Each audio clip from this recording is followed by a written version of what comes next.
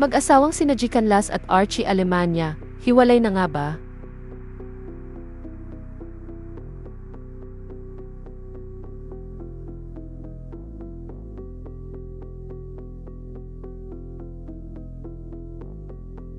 Kamakailan ay usap-usapan online ang post ni G Canlas sa social media. Nag-post kasi ng isang malalim at emosyonal na caption si G sa social media na nagpapahiwatig na siya'y isang solo parent na.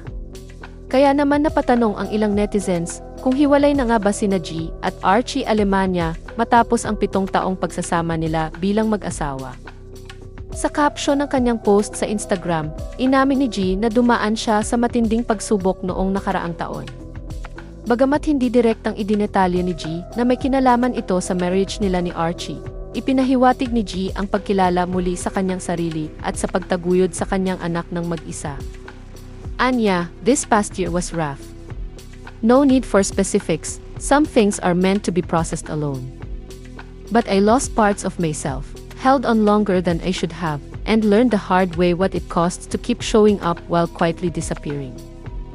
Ibinahagi rin ni G na ang photoshoot na kasama sa kanyang social media post ay nagsilbing paraan ng kanyang paghilom at pagbabalik loob sa kanyang sarili. Sinabi rin niya sa kanyang post na isa iyong paalala para piliin muli ang kanyang sarili. Anya, shooting this felt freeing. I remember looking up, seeing the earth, hearing the river, and feeling incredibly grateful.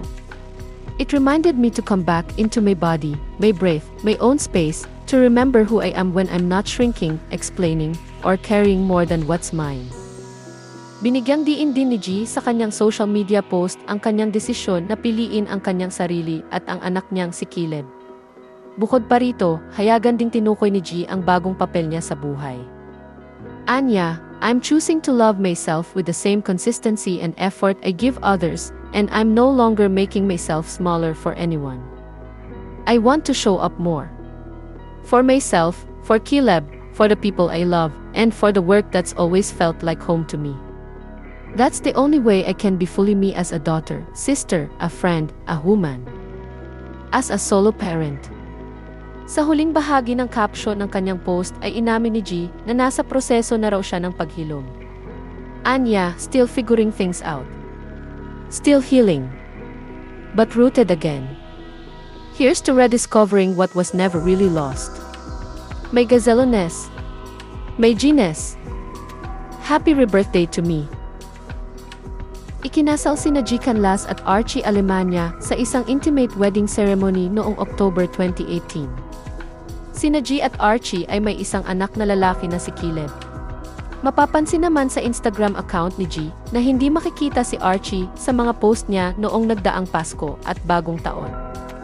Matatanda ang inihain ng actress-singer na si Rita Daniela noong October 2024 ang reklamong acts of lasciviousness laban kay Archie Alemania at umabot sa korte ang complaint na isinampa laban sa aktor. Ayon sa ulat ng Abante Tonight noong October 2025, sinentensyahan si Archie ng hanggang 1 taon na pagkakakulong at inatasang magbayad ng 40,000 pesos bilang danyos perwisyo. Hanggang ngayon ay walang pahayag mula kay Archie Alemania tungkol sa kanyang personal na buhay at sa estado ng relasyon nila ni G.